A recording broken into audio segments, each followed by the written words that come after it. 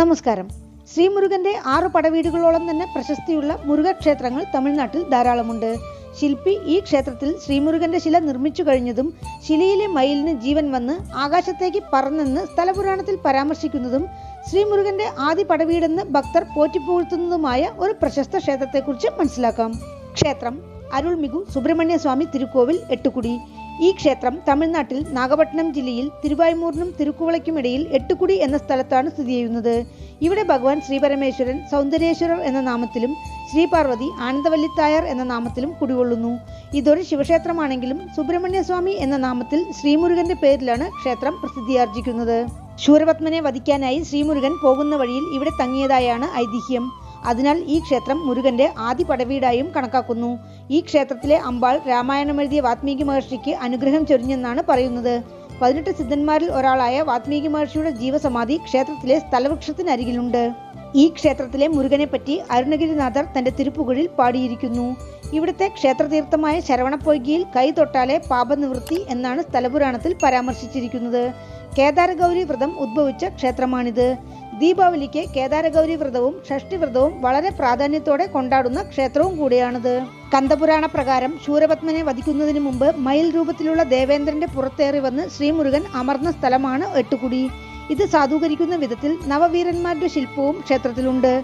നവവീരന്മാരുടെ ഉദ്ഭവത്തെപ്പറ്റി തിരുപ്പറങ്കുണ്ട്രം വീഡിയോയിൽ വിശദമായി പ്രതിപാദിച്ചിട്ടുണ്ട്. ഇവിടെയുള്ള ശ്രീമുരുകന്റെ ശില്പത്തിൽ ഇപ്പോഴും രക്തോട്ടമുള്ളതായി തോന്നുമെന്നും ദർശിക്കുന്നവരുടെ മനോനിലയ്ക്കനുസരിച്ചാണ് ഇവിടെ ഭഗവാൻ ദർശനം തരുന്നതെന്നുമാണ് ഭക്തജനഭാഷ്യം. ഭക്തർ ശ്രീമുരുകനെ ബാലകനായി വിചാരിച്ച് പ്രാർത്ഥിച്ചാൽ ബാലകനായും യുവാവായി വിചാരിച്ചാൽ യുവാവായും മുതിർന്നയാളായി പ്രാർത്ഥിച്ചാൽ മുതിർന്നയാളായും ഭഗവാൻ പ്രാർത്ഥിക്കുന്നവരുടെ കണ്ണിൽ ദർശനം തരുന്നെന്നാണ് പറയുന്നത്. ഈ ക്ഷേത്രത്തിലെ ആഞ്ജനേയർ ശില വളരുന്നുണ്ടെന്നാണ് പരക്കെയുള്ള സംസാരം. ഈ ക്ഷേത്രത്തെക്കുറിച്ചുള്ള ഐതിഹ്യം ഇങ്ങനെയാണ്. നാഗപട്ടണത്തിനരികിലുള്ള പൊരുൾവൈത്തച്ചേരി എന്ന സ്ഥലത്ത് തീവ്ര മുരുകഭക്തനായ ഒരു ശില്പി ജീവിച്ചു വന്നിരുന്നു. ശരവണഭവ എന്ന മന്ത്രത്തെ ഉച്ചരിച്ചപടിയെ അദ്ദേഹം മനോഹരമായ ഒരു മുരുകശില്പം നിർമ്മിച്ചു. ഈ ശിലയിൽ ആകൃഷ്ടനായ നാട്ടുരാജാവ് മുത്തരശൻ ശില്പി ഇനി ഇങ്ങനെയൊരു ശില വേറെവിടെയും നിർമ്മിക്കരുത് എന്ന് തീരുമാനിച്ച് ശില്പിയുടെ തള്ളവിരൽ വെട്ടിക്കളഞ്ഞു. അതീവ ദുഃഖത്തോടെ ശില്പി അടുത്ത ഗ്രാമത്തിലെത്തി. മുരുകഭഗവാന്റെ അനുഗ്രഹത്തോടെ അവിടെ ഇരുന്ന് 6 മുഖത്തോടെയും 12 കരങ്ങളോടെയും മയിലിന്റെ പുറത്തിരിക്കുന്ന വേറൊരു മുരുകൻ ശില നിർമ്മിച്ചു. ശില പൂർത്തിയായതും ശിലയിൽ ഒളി വീശി. ആ സമയം അവിടെ എത്തിയ രാജാവിനെ കണ്ട് മുരുകൻ അമർന്നിരുന്ന മയിൽ ജീവൻ വന്ന് പറക്കാൻ ആരംഭിച്ചു. ഉടനെ രാജാവ് മയിലിനെ എട്ടിപ്പിടി എന്ന് അനുചരന്മാർക്ക് ഉത്തരവിട്ടു. പരിചാരകർ ഒരുവിധം മയിലിനെ പിടിച്ചപ്പോഴേക്കും മയിലിന്റെ ഒരു കാലിന് ഛേദം പറ്റി. ശില്പി മയിലിന്റെ കാലുകളിൽ ചെറിയ മാറ്റം വരുത്തിയതോടെ മയിൽ നിശ്ചലമായി ശിലയായി മാറി എന്നാണ് ഐതിഹ്യം. ഈ മയിലിന്റെ കാലുകൾ ശ്രദ്ധിച്ചാൽ ഇത് ഐതിഹ്യമല്ല, നടന്ന സംഭവമാണെന്ന് ഭക്തർക്ക് മനസ്സിലാവും. രാജാവ് എട്ടിപ്പിടി എന്ന് പറഞ്ഞതിൽ നിന്നാണ് പിന്നീട് ഈ പ്രദേശം എട്ടിക്കുടി എന്നും എട്ടുകുടി എന്നുമായി മാറിയത്. മിക്കവാറും ക്ഷേത്രങ്ങളിൽ ശ്രീമുരുകന്റെ വാഹനമായ മയിൽ വലതുഭാഗം നോക്കിയാണ് ഇരിക്കുന്നത്. എന്നാൽ ഇവിടെ മയിൽ ഇടതുഭാഗം നോക്കി ഇരിക്കുന്നു. മുരുക ഭഗവാൻ ഉഗ്രത്തോടെയാണ് ഇവിടെ കുടികൊള്ളുന്നത്. ഈ ശില്പം നിർമ്മിച്ചതിന് രാജാവ് ശില്പിയുടെ കണ്ണുകൾ ചൂഴ്ന്നെടുത്തു എന്നും പിന്നീടും ശില്പി ഒരു ശില നിർമ്മിച്ചു എന്നുമാണ് പറയുന്നത്. ആദ്യം ശില്പി നിർമ്മിച്ച ശില സിക്കൽ സിംഗാരവേലവർ ക്ഷേത്രത്തിലും രണ്ടാമത്തേത് എട്ടുകുടിയിലും മൂന്നാമത്തേത് എങ്കൺ ക്ഷേത്രത്തിലും പ്രതിഷ്ഠിച്ചിരിക്കുന്നു. 1000 വർഷത്തോളം പഴക്കം തോന്നിക്കുന്ന എട്ടുകുടി സുബ്രഹ്മണ്യ സ്വാമി ക്ഷേത്രം 8ാം നൂറ്റാണ്ടിൽ ചോഴരാജാക്കന്മാർ പുനർനിർമ്മാണം ചെയ്തതായാണ് കണക്കാക്കുന്നത്. ക്ഷേത്രത്തിന്റെ മുൻവശത്താണ് ക്ഷേത്രക്കുളം.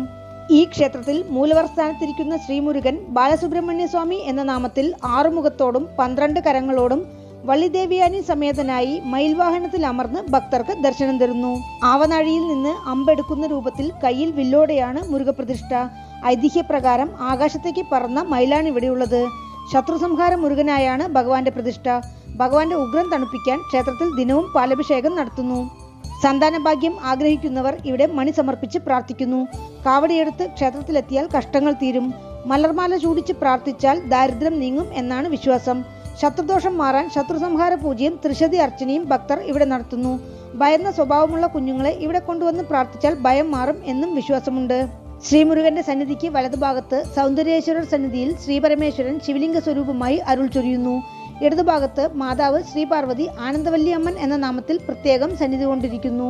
ക്ഷേത്രത്തിൽ പ്രധാന ദേവതകളെ കൂടാതെ കൂത്താടും ഗണപതി, ജ്വരദേവർ, ശ്രീനിവാസ പെരുമാൾ, ആഞ്ജനേയർ, മനോന്മണി അമ്മൻ, നവവീരന്മാർ, മഹാലക്ഷ്മി, നവഗ്രഹങ്ങൾ, ശനീശ്വരൻ, ഭൈരവർ, സിദ്ധിവിനായകർ, പ്രധാന വിനായകർ, സൂര്യൻ, നാഗങ്ങൾ, ചണ്ഡികേശ്വരർ എന്നിവരും ഉപപ്രതിഷ്ഠകളായുണ്ട്. ക്ഷേത്രവൃക്ഷം വന്യമരം. ക്ഷേത്രതീർത്ഥം ശരവണപ്പൊയ്ക. ആഗമവിധിപ്രകാരമുള്ള 6 കാല പൂജകളാണ് ക്ഷേത്രത്തിൽ അനുഷ്ഠിക്കുന്നത്. അമാവാസി, പ്രദോഷം, ഷഷ്ഠി എന്നിവ കൂടാതെ ചിത്ര പൗർണമി 10 നാൾ ഉത്സവത്തിന് പൗർണമിയുടെ തലേന്ന് തുടങ്ങി 3 ദിവസം നിർത്താതെ ക്ഷേത്രത്തിൽ മുരുകന് പാലഭിഷേകം നടന്നുകൊണ്ടിരിക്കും. രഥോത്സവം, കന്ദഷഷ്ഠി, വൈകാശി വിശാഖം, മാർഗഴി തിരുവാതിര, ശൂരസംഹാരം, തൃക്കാർത്തിക, തൈപ്പൂയം എന്നിവയും ക്ഷേത്രത്തിൽ ഗംഭീരമായി കൊണ്ടാടുന്നു. പൂജാസമയം രാവിലെ 6 മണി മുതൽ ഉച്ചയ്ക്ക് 1 മണി വരെ, വൈകുന്നേരം 3 മണി മുതൽ രാത്രി 9 മണി വരെ. ക്ഷേത്രത്തിലേക്ക് എത്തുവാൻ നാഗപട്ടണത്തിൽ നിന്ന് 20 കിലോമീറ്റർ, തിരുവായ്മൂരിൽ നിന്ന് 3 കിലോമീറ്റർ. അടുത്തുള്ള റെയിൽവേ സ്റ്റേഷൻ നാഗപട്ടണം, വേളാങ്കണ്ണി, തിരുവാരൂർ. വീണ്ടും അടുത്ത വീഡിയോയിൽ കാണാം. നന്ദി.